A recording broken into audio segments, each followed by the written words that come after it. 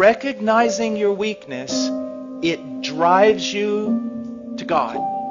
Immediately to God. Believing in faith that He's the fountain He claims to be. That He's the source and the helper that He claims to be. That He is one of unlimited resources. That He does not greedily hand out to children, but He lavishes upon us.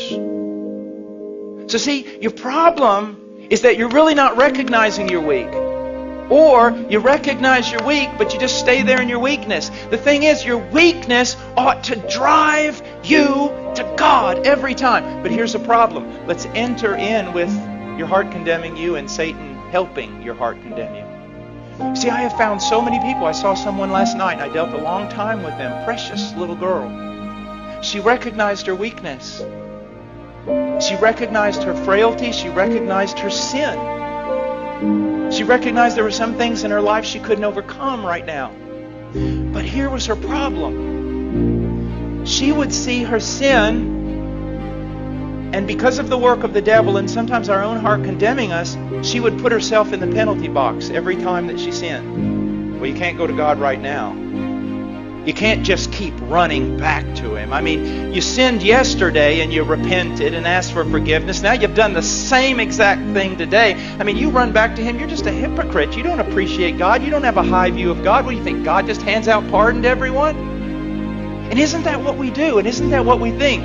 We sin, a sin that we've already sinned and already repented of, and because of it we think we need to put ourselves in a penalty box for a little while, at least a couple of days, and try to work our way back into favor before we come to God.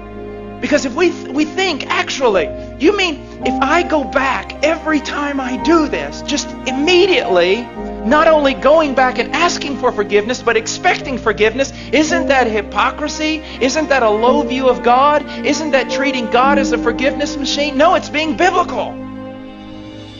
It's what poverty of spirit is supposed to do to us. Now again, I'm not preaching this, hopefully, to unconverted church people who are going to say, wow, if God's that good, I'll sin all the time and just go back and ask for forgiveness. Hopefully I'm not talking to people like that. Hopefully I'm talking to genuine Christians who really want to be something they are not yet. But when they find themselves frail and they find themselves weak and they find themselves sinning the same sin, they kind of huddle over here and wait.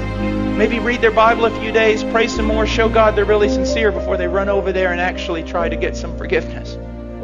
No! One of the great joys of my life is when I discovered that the moment I sin the sin I always sin, my first response ought to be to latch a hold of Christ. And not beggarly, not thinking, oh, here I am, you ought to strike me down. But no, I latch a hold of Christ saying, I believe your promises. I am in a different realm. I am free. I am a saint. I've been moved out of Adam and condemnation and law. All of it was paid for on that tree. When He died, He knew all of it. He forgave all of it. I'm free. It's absolutely spectacular.